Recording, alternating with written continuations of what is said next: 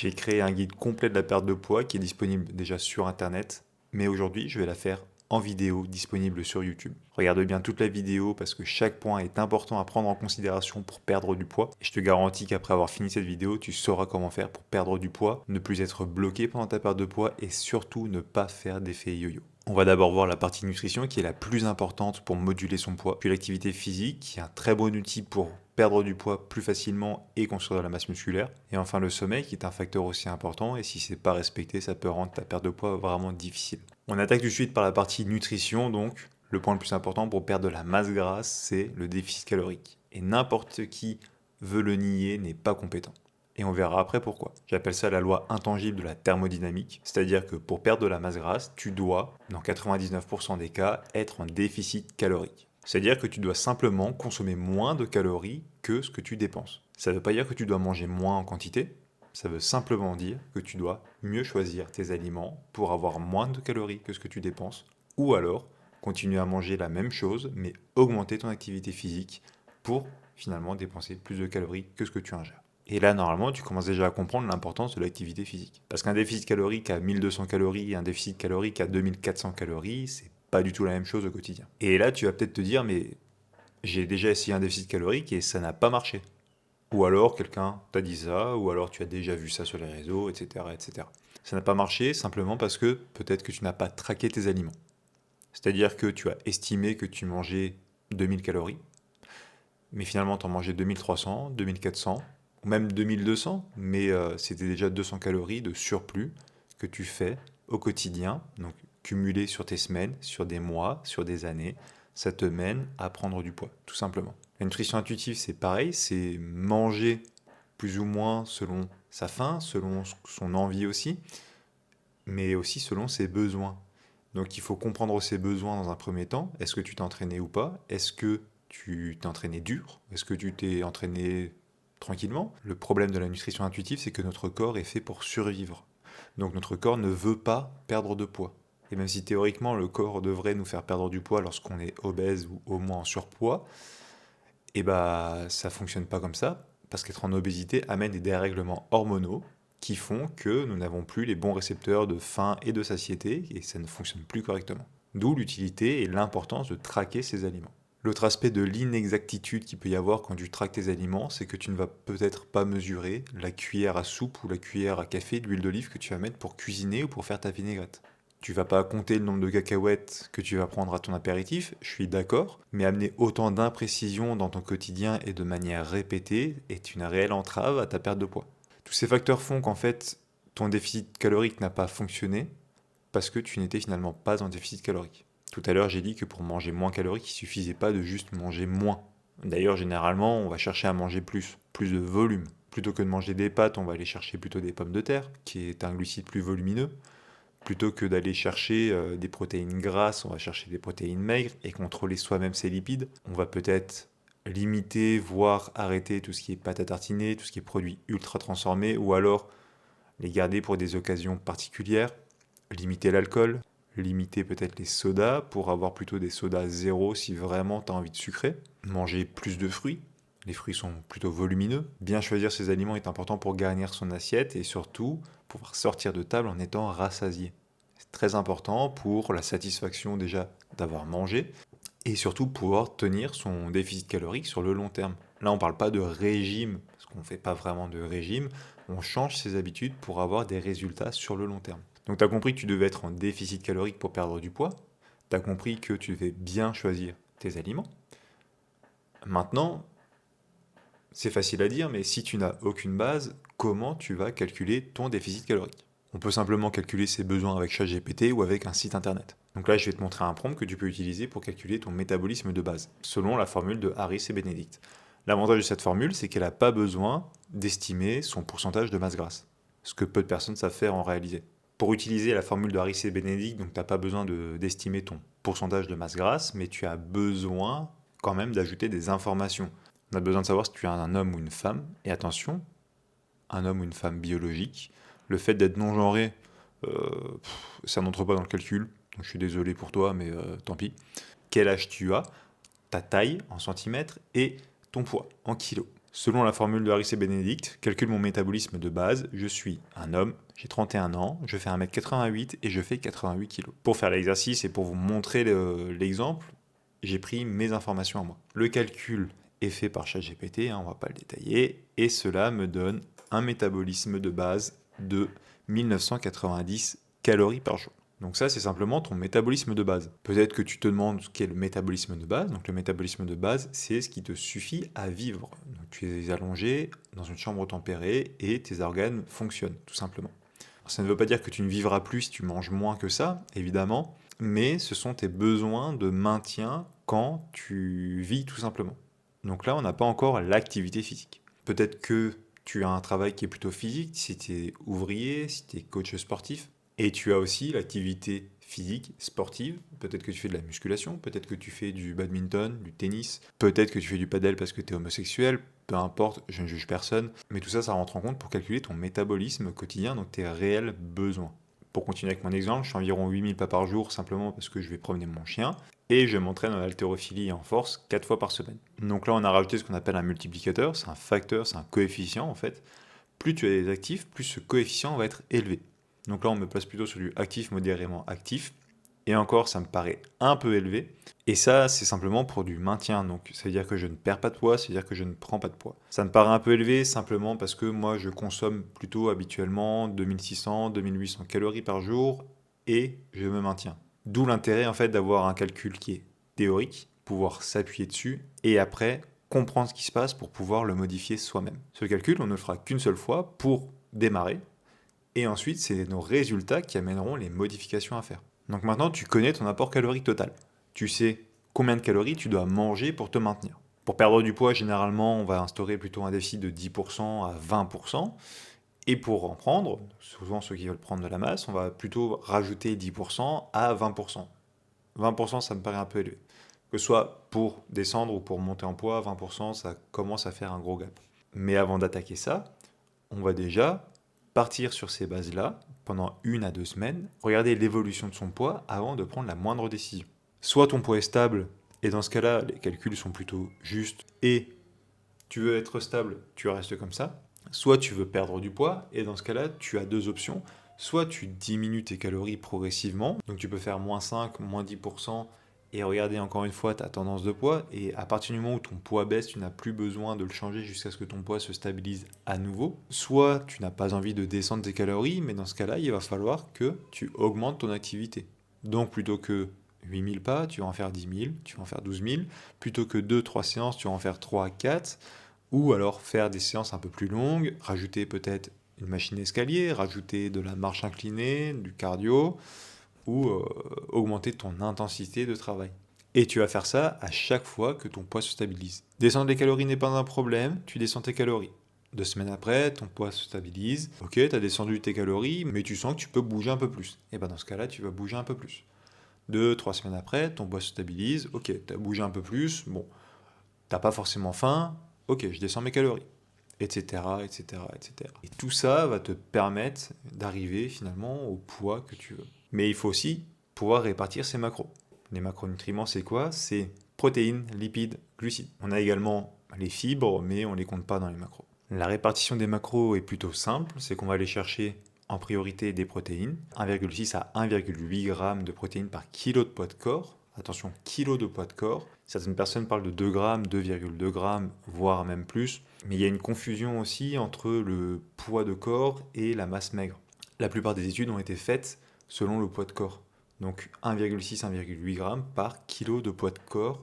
Attention, si vous êtes en fort surpoids ou en obésité, vous n'avez pas besoin d'autant de protéines que ça. Simplement parce que votre tissu adipeux ne va pas en consommer énormément. Donc là, plutôt, pourquoi pas aller chercher votre poids idéal. Donc si vous faites 1m88, cherchez peut-être 88 kg dans les coins là, et vous multipliez ce poids-là par 1,6 à 1,8. Pour la quantité de lipides, souvent, on va le mettre en pourcentage de nos besoins caloriques. Pour faciliter les calculs et les comptes, moi j'aime bien le mettre plutôt en kilos de poids de corps. Donc on va souvent tourner autour des 1 g par kilo de poids de corps. 0,8 sur une fourchette basse, voire 0,6, mais c'est vraiment très bas.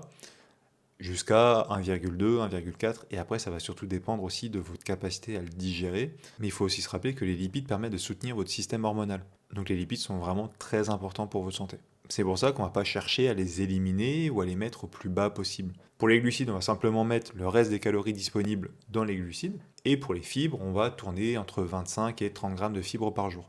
Attention, ça fait une sacrée quantité de végétaux. Donc on reprend le prompt et on va faire le calcul avec ChatGPT. Par jour, je vais avoir besoin d'environ 158 grammes de protéines, 88 grammes de lipides et 444 grammes de glucides.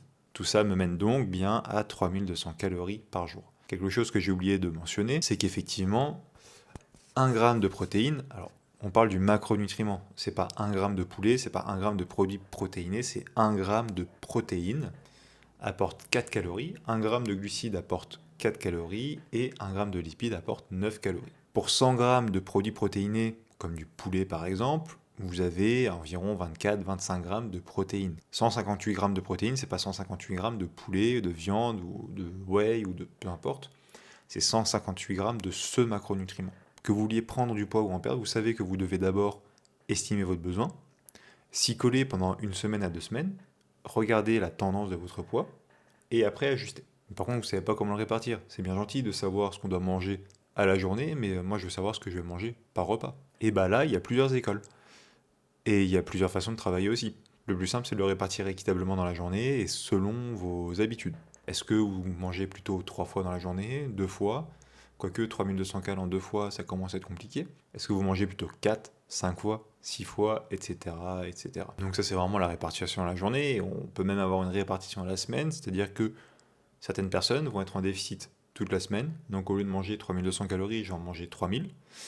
Et le week-end, vu que je vais sortir, je vais aller au restaurant, je vais prendre un apéritif par exemple, et bah là, mon quota, il va plutôt passer à 3800, 4000 calories. Donc on aurait un maintien théorique à la semaine. Là, ça devient déjà plus compliqué. Donc, on va retourner à la répartition quotidienne, 4 repas par jour, et je peux le faire réparti équitablement. Donc diviser mon quota de protéines, de lipides et de glucides par 4, tout simplement. Et construire mes repas comme ça. Ou alors on peut le faire aussi selon ses entraînements, parce qu'on va plutôt aller chercher des glucides avant et après l'entraînement, tout en minimisant l'apport en lipides. Donc ça va dépendre si tu t'entraînes le matin, si tu t'entraînes à midi, si tu t'entraînes le soir, etc., etc. Ma préférence personnelle et ce que je fais aussi avec mes clients, parce que c'est ce qui leur apporte pas mal de résultats et satisfaction, c'est d'apporter la majorité des lipides le matin, d'apporter la majorité des glucides en fin de journée, et d'avoir un apport en protéines qui est lissé sur la journée. Donc 3, 4 ou 5 repas, peu importe. Je fais ça simplement parce que les lipides sont difficiles et longs à digérer, et généralement le petit-déj est très éloigné du déjeuner, et tout le monde n'a pas le temps de prendre une collation le matin. Donc ça permet d'avoir vraiment une digestion sur le long terme qui se passe plutôt bien et on n'est pas trop gêné. Ça permet aussi de pouvoir profiter des glucides le soir. La majorité des personnes s'entraînent le soir, donc on aura une meilleure récupération, on aura aussi une meilleure digestion, parce que les glucides et les protéines vont se digérer plus vite que les lipides. Et il a aussi été montré que les glucides pouvaient aider à mieux dormir ou à passer une meilleure nuit. Donc pouvoir apporter plus de glucides en fin de journée permettrait d'avoir aussi un meilleur sommeil. Encore une fois, il faut aussi se pencher au cas par cas. Donc mon petit-déj se constitue plutôt d'œufs, une petite tranche de pain, un fruit, du fromage blanc. Et pour pas éclater mon quota de glucides dès le matin, je vais simplement utiliser de la stevia pour sucrer mon fromage blanc plutôt que prendre du vrai sucre ou des sirops. Et c'est là qu'on arrive sur les alternatives zéro calorie. Il y a eu énormément de bruit par rapport à ça, comme quoi les édulcorants pouvaient donner le cancer. Alors, oui, à des doses qui sont excessivement élevées, qu'on ne pourrait pas consommer au quotidien sur le long terme. Et les alternatives zéro calorie sont justement une alternative. Ils sont pas obligatoires. Si tu ne consommes pas de soda en temps normal, t'as pas d'intérêt à consommer un soda sans sucre. J'ai énormément de clients qui sont pas du tout attirés par le sucre, je vais pas leur dire d'aller chercher des édulcorants. Moi par contre depuis que je suis petit, je suis très très attiré par le sucre et c'est ce qui m'a valu des problèmes de poids. Donc avoir la possibilité de sucrer mon fromage blanc avec de la stevia, donc qui est du sucre zéro calorie, ou simplement pouvoir boire quelque chose de sucré comme un soda zéro plutôt qu'un soda qui est très sucré, c'est une aubaine. Parce que certes c'est pas bon pour la santé en tant que tel, parce que ça n'améliore pas la santé, mais ce n'est pas mauvais pour la santé. Donc, les alternatives zéro calorie, oui. Après, si tu es vraiment très attiré par le sucre et que tu en dépends, il va peut-être falloir creuser la chose aussi. Tout à l'heure, je vous ai dit qu'aussi on ne faisait pas de régime, on changeait notre manière de s'alimenter pour perdre du poids durablement. Il faut savoir que les régimes restrictifs sont voués à l'échec. dans la majorité des cas et surtout ne servent quasiment personne. Potentiellement, on peut avoir recours à un régime restrictif pour une personne qui a un réel danger pour sa santé parce qu'il est vraiment en obésité morbide. Mais dans ce cas-là, une personne qui est vraiment obèse à ce point a finalement une maintenance calorique qui est tellement haute qu'on n'a pas besoin de descendre à 800, 1000, 1200 calories par jour. J'ai fait perdre des vingtaines, trentaines de kilos à des personnes en surpoids en ayant une diète plutôt agréable. Simplement parce qu'on a mis les bonnes choses en place. Et c'est là que tu comprends que changer ses habitudes, c'est meilleur que faire un régime. Et attention, changer ses habitudes, c'est aussi aller regarder toutes nos petites actions quotidiennes. Est-ce que je prends l'ascenseur plutôt que les escaliers? Est-ce que je prends trop facilement la voiture, le bus pour aller à 500 mètres ou 1 kilomètre plutôt que de marcher? Ça, c'est pour le côté mouvement. Mais il y a le côté nutrition. Est-ce que je bois 4-5 cafés dans la journée? Et est-ce que à chaque café, je vais prendre 1-2 carrés de chocolat? Est-ce que je sucre mes cafés? Donc dans ce cas-là, plutôt aller chercher de l'édulcorant ou arrêter de sucrer son café? Est-ce que j'ai tendance à grignoter? Si oui, pourquoi? À quel moment de la journée? Qu'est-ce qui m'arrive quand je grignote? Tout ça, c'est aussi des habitudes qu'on peut changer, qu'on peut travailler pour améliorer, sa qualité de vie, 2, ne plus dépendre de quoi que ce soit, 2, ne plus dépendre d'habitudes qui sont malsaines, et surtout, pouvoir entamer une perte de poids qui est beaucoup plus simple. Là, normalement, tu commences à être calé sur la partie nutrition. On n'est pas rentré dans les détails sur le choix des aliments, parce que finalement, ils sont très simples. Pars du principe que tout ce que tu ne peux pas trouver dans la nature, ou alors que tu ne peux pas faire toi-même, ne devrait ne devrait pas être consommé, ou du moins être peu consommé. Par exemple, dans la nature, tu peux trouver des pommes de terre, tu peux trouver des fruits, tu peux trouver du miel. Donc ça, c'est des sources de glucides. Pour tes sources de protéines, dans la nature, tu trouves des œufs, tu trouves du gibier, tu trouves des poissons, tout ça, ça se trouve dans la nature. C'est des aliments qui sont naturels, c'est des aliments qu'on appelle bruts. Pour les lipides, c'est un peu différent, mais encore une fois, tu peux trouver des œufs. Et tu as des huiles, mais certes, les huiles ne coulent pas dans les rivières ou ne tombent pas des arbres, mais c'est issu, encore une fois, d'un aliment naturel. L'huile d'olive est issue de l'olive, et l'olive est un aliment naturel. Donc là, on arrive sur qu'est-ce que tu serais capable de produire. Tu serais capable de produire potentiellement de l'huile, donc de l'huile d'olive, par exemple.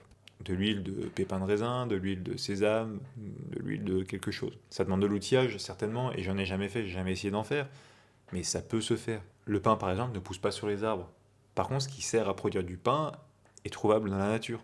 Pour faire du pain au levain, par exemple, il faut de l'eau. Donc l'eau, tu la trouves dans la nature, même si tu en as dans ton robinet, certes. Oui, la levure chimique, tu vas pas la trouver dans la nature et tu n'arriveras pas à en faire, mais tu peux faire du levain à l'aide de la farine, farine que tu peux faire à l'aide des récoltes de céréales. Donc tout ça, c'est des aliments avec un degré de transformation qui est acceptable.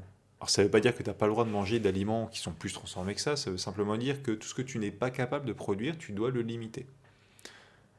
Et encore plus que ça, si d'ailleurs tu aimes cuisiner, si demain tu as envie d'un brownie, eh ben cuisine-le. Soit tu as la flemme de le cuisiner, dans ce cas-là tu n'avais pas envie d'un brownie, soit tu as envie de le faire, et dans ce cas-là tu le feras mieux que ce qui est disponible en magasin. Et le dernier point nutrition qu'on va aborder, c'est le scam des compléments alimentaires pour la perte de poids. Aucun complément alimentaire ne te fera perdre du poids de lui-même. Si on te vend un régime avec des compléments alimentaires, on t'arnaque. Si on te vend juste un complément alimentaire pour perdre du poids, on t'arnaque. En fait, si on te vend un complément alimentaire tout court, généralement, parce que le principe d'un complément alimentaire, c'est de venir compléter, de combler un manque dans ton alimentation. Le complément le plus répandu, c'est la protéine en poudre, de la whey. On vient compléter ses apports en protéines grâce à de la whey. D'accord? On ne vient pas juste prendre de la whey pour prendre des protéines. On vient combler un manque en protéines parce que peut-être qu'on a du mal à manger assez de protéines, peut-être qu'on a besoin d'une protéine qui est facilement digeste, assimilable, etc. etc.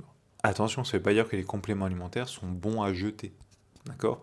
Moi, je conseille souvent le magnésium pour bien se détendre et pour mieux dormir, la créatine pour soutenir les performances sportives, la whey quand on a du mal à consommer suffisamment de protéines, et les oméga 3 quand on ne mange pas assez de poissons gras. Ça, c'est la triade que je conseille souvent parce que justement, on a du mal à avoir ça dans l'alimentation en général. Donc ça vient complémenter, ça vient combler un manque. Maintenant, tu sais calculer tes calories, tu sais les répartir en macronutriments, tu sais répartir ces macronutriments dans ta journée, et surtout, tu sais quels aliments choisir. Et encore plus, tu vas arrêter de te faire arnaquer avec des compléments alimentaires qui ne fonctionnent pas, ou qui sont simplement utilisés pour les mauvaises choses. Maintenant, on va faire un tour rapide sur l'activité physique. Que faire et combien de fois par semaine? De préférence, on va faire un sport qui induit un stress musculaire, donc qui va permettre de prendre de la masse musculaire, pas pour devenir bodybuilder, loin de là. Et d'ailleurs, si c'est ton inquiétude, sache que tu n'y arriveras pas. Le muscle est extrêmement important, déjà pour soit tu pratiques un autre sport, et donc c'est pour tes performances sportives, soit tu fais pas de sport, mais tu souhaites simplement être en bonne santé et bien vieillir, et là le muscle est très important aussi pour bien vieillir. À partir de la trentaine, tu vas commencer à avoir un déclin physique qui va s'instaurer, ça s'appelle la sarcopénie. Ça vient pas du jour au lendemain, et surtout ça ne vient pas t'impacter fortement directement. En revanche, si tu restes sédentaire et si tu restes dans des mauvaises habitudes, oui, ça va t'impacter très rapidement par rapport à quelqu'un qui a au moins la décence de s'entretenir. Je ne te demande pas d'aller à la salle tous les jours, je ne te demande même pas d'aller à la salle, mais simplement faire un sport qui permet le maintien ou le gain léger de masse musculaire pour au moins la maintenir sur le long terme. Mais tu auras d'autres sports, type CrossFit par exemple, qui est très bien pour la santé. Tu peux faire de l'haltéro, tu peux faire du powerlifting, tu peux faire énormément de sports qui permettent de prendre un minimum de masse musculaire. L'important, c'est de faire un sport qui te plaît et surtout de pouvoir le tenir sur le long terme. Pour ce qui est de combien de fois par semaine, généralement 3 fois par semaine, c'est bien parce que ça permet de bien s'entretenir, ça permet de bouger tout au long de la semaine, mais c'est pas non plus excessif. Si tu as une vie qui est très active, ça permet aussi justement de vivre sa vie tranquillement. Mais t'as pas de limite. Tu peux t'entraîner tous les jours de la semaine, à partir du moment où tu récupères bien, c'est pas un problème. Et l'autre aspect de l'activité physique qui est très important, surtout dans ta perte de poids, c'est que ça va rendre ta perte de poids agréable. Tu te souviens, au début, on a calculé notre apport énergétique. On a surtout calculé notre métabolisme de base. Si demain, je suis sédentaire, plutôt que de m'amuser à manger 2800-3000 calories par jour pour me maintenir, je vais être obligé d'en manger seulement 1900. On va dire 2000, 2002 parce que je vais quand même marcher un petit peu, mais ça va s'arrêter là. Donc plus tu vas être actif, plus tu vas pouvoir manger, même pour perdre du poids. Et je pense qu'on est tous d'accord que perdre du poids, c'est beaucoup plus agréable en consommant 2400, 2600 calories par jour que 1200, 1400, 1600. Et enfin, un petit tour sur le sommeil. Le sommeil est très important parce qu'un manque de sommeil va induire un manque d'énergie. Et le corps, pour avoir de l'énergie, qu'est-ce qu'il va chercher? De la nourriture. De la nourriture, c'est de l'énergie. L'énergie sous forme de calories. Donc pour éviter ça, il faut dormir suffisamment et il faut aussi dormir suffisamment bien. Pour ce qui est des heures de sommeil, généralement, tourner autour des 8 heures de sommeil. Certains sont un petit dormeur et peuvent tourner entre 6 et 7 heures. D'autres sont plutôt grands dormeurs et dorment entre 9 et 10 heures. Les personnes qui ont des postes décalés ou qui travaillent jour, nuit sans arrêt, vont avoir un besoin en sommeil qui est accru et vont souvent dormir beaucoup plus longtemps que des personnes qui ont des postes de jour avec des journées plutôt stables et peu stressantes. Donc, essaie de viser 8 heures et là tu verras. Mais de toute façon, si tu travailles, si tu es actif et que tu t'entraînes, il y a des chances que tu n'aies pas besoin de moins de 8 heures. Donc, lâche Fortnite, lâche Call of et va dormir. Pour bien s'endormir et pour bien dormir, il va être important déjà d'être apaisé et de diminuer son stress. Pour diminuer son stress, tu as énormément de choses à faire. Certains, c'est de l'activité physique, la musculation en fin de journée vont leur permettre de bien dormir. Attention aux sports à très haute intensité qui là vont plutôt t'exciter et potentiellement t'empêcher de bien dormir, enfin surtout de trouver le sommeil. Parce que dans une box de CrossFit par exemple, bah, tu as énormément de musique, la musique tabasse fort, l'intensité est très haute, donc on peut avoir du mal à redescendre. Surtout quand on s'entraîne par exemple de 20h à 21h et qu'on va se coucher à 22h. Tu as les routines du sommeil qui sont très importantes. La consommation de magnésium, plutôt du côté complément alimentaire aussi, qui permet de descendre ce stress. Mais moi, ce que j'apprécie particulièrement, c'est la routine quotidienne et la routine du sommeil. La routine quotidienne, moi, ce que j'apprécie particulièrement, c'est aller prendre l'air quand le jour se lève. Ça permet déjà de déclencher la sécrétion de mélatonine pour le soir. D'accord? Parce qu'on voit le soleil se lever. Ou du moins, on voit le jour dès qu'on se lève.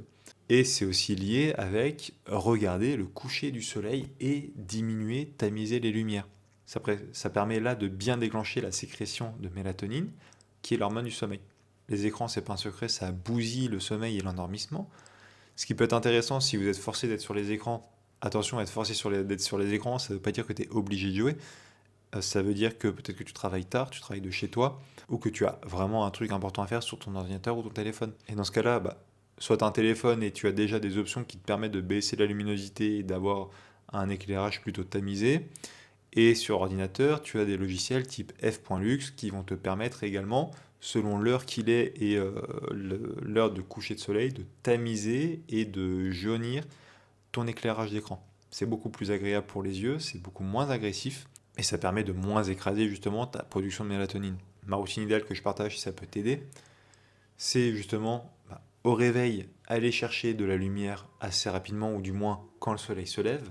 Je bois du café dans la journée, mais mon dernier café sera bu entre midi et 13h.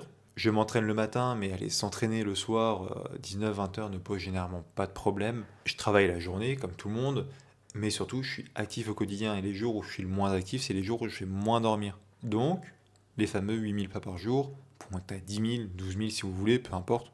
Mais il faut être actif au quotidien. Le soir, je ressors le chien, donc évidemment, je vois en fait le coucher du soleil et je vois que la lumière diminue au fil des minutes. Quand je vois finalement que l'éclairage de la maison est supérieur à l'éclairage du soleil, je tamise mes lumières au maximum. Le but, c'est pas de vivre dans le noir quand il fait nuit, mais le but, c'est simplement d'avoir le strict nécessaire en luminosité. Et au-delà de ça, je vais me favoriser d'allumer des lumières basses. C'est-à-dire que je ne vais pas prendre de lumière au-dessus de ma tête directement, qui peuvent dire à mon cerveau, attention, le soleil est encore levé. Je cherche pas forcément à diminuer mes écrans en fin de journée parce que c'est pas ce qui m'empêche de dormir ou qui m'empêche de bien dormir.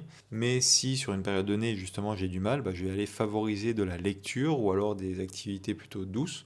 Ne pas regarder de films d'action, ne pas jouer à des jeux vidéo qui sont trop stimulants. Je vais aérer ma chambre dès le matin pour avoir l'air frais qui va rentrer dedans et pouvoir le maintenir toute la journée. Ça permet de recycler l'air, ça permet d'avoir une chambre fraîche qui est vraiment agréable pour dormir. Et en fin de journée, je vais prendre une douche qui est bien chaude parce que de la chaleur amenée sur le corps va envoyer des signaux au corps pour dire qu'il n'a plus besoin d'en produire autant. C'est le même système que si vous vous mettiez de l'eau froide sur vous, votre corps va chercher à se réchauffer.